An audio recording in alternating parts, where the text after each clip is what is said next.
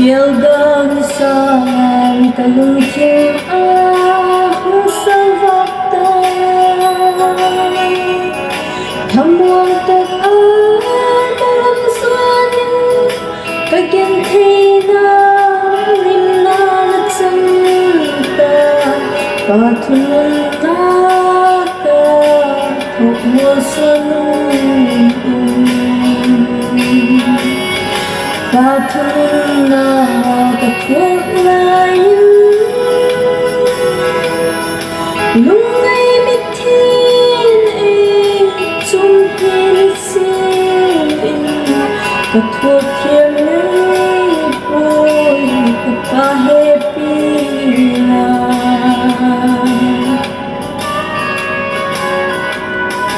Kunun zon kulay na boy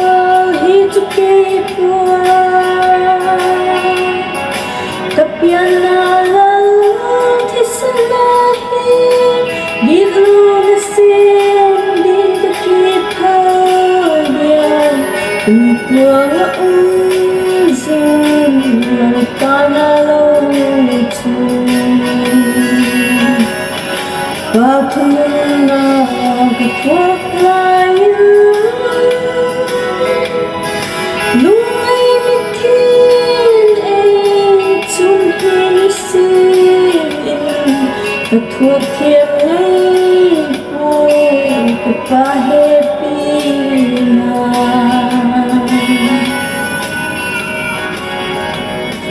Kay ading kahinsunin Kalim kay boy Kalakrista Isak may agad kipiyatan Malzo na pwitiyang nanabuhan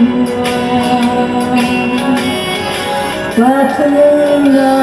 katwag lain Lungay bitin ay tumpin silin Katwag tiyang ay boy kapahepilan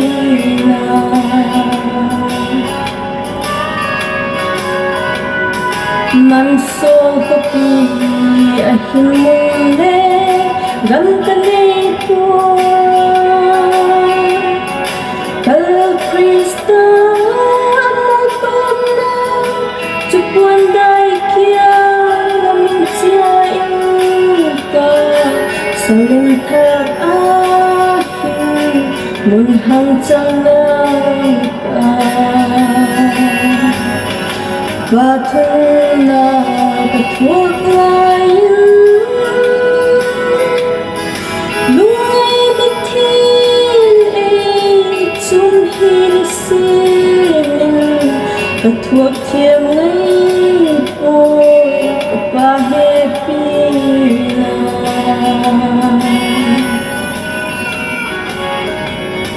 Nang akahi ay niyo sa'kin kalasiso Lahindanin niya sa'kin damlay tali agasilay Kakausoy tehi latuhitahan Patungan na katwag lain Lungay bitin ay